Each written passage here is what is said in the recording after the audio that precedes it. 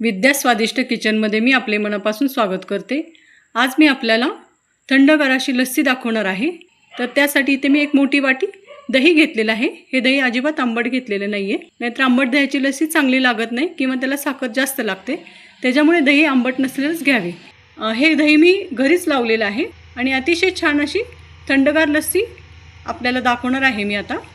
आपण पाहू शकता दही किती छान असं विरजण लागलेलं आहे। मलईदार दही आहे हे।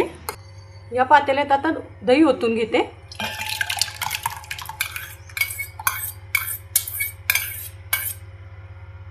या दह्याला आपण आता घुसळून घेऊया। अशा पद्धतीने एका रवीच्या साहाय्याने मी याच्या गाठी फोडून घेणार आहे दह्याच्या आणि छान असं याला एकजीव करणार आहे। याच्यामध्ये सुरुवातीला मी पाणी घालणार नाही। हे दही मी रवीने असेच घुसळून घेणार आहे, म्हणजे छान असं ते एकजीव होतं, एकत्रित होतं, त्यातल्या गाठी फुटतात। पाणी टाकल्याने काय होतं, या दह्यामध्ये गाठी व्यवस्थित अशा फुटल्या जात नाहीत, म्हणून शक्यतो दही हे अगोदरच घुसळून घ्यायचं पाणी टाकण्या अगोदर।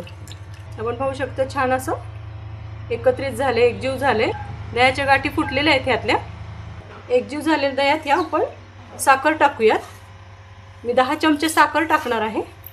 2 3 4 5 6 7 8 9 10 आणि तुम्हाला गोडानुसार तुम्ही कमी जास्त साखर घालू शकता। जर का तुम्हाला गोड अतिशय आवडत असेल तर साखर थोडी जास्त घाला आणि कमी गोड आवडत असेल तर थोडी कमी वापरा साखर। इथे मी साखर प्रमाणात घातलेली आहे।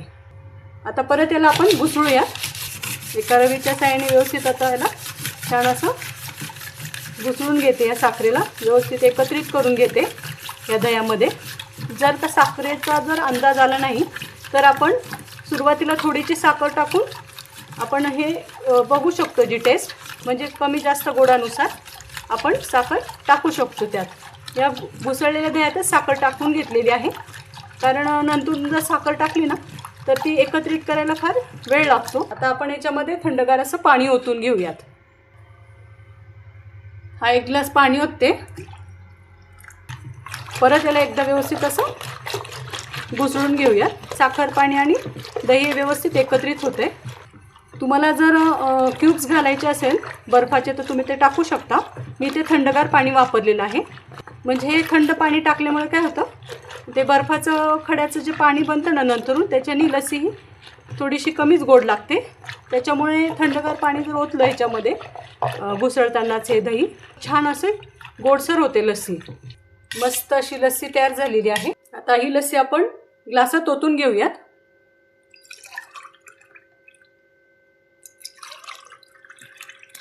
बाहेर जास्त कडकडीत ऊन असेल, गरम वाटत असेल, उष्णता असेल तर तेव्हा आपल्याला काहीतरी थंड प्यावंसं वाटतं, तर आपण ही लस्सी नक्कीच करून पिऊ शकता।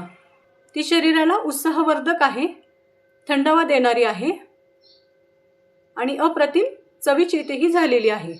त्याच्यामुळे तुम्ही ती नक्की करून बघा आणि कशी वाटली ही रेसिपी मला कमेंट बॉक्समध्ये कळवा। चॅनलला लाईक करा, शेअर करा जास्तीत जास्त आणि सबस्क्राईब करा मात्र नक्कीच। धन्यवाद।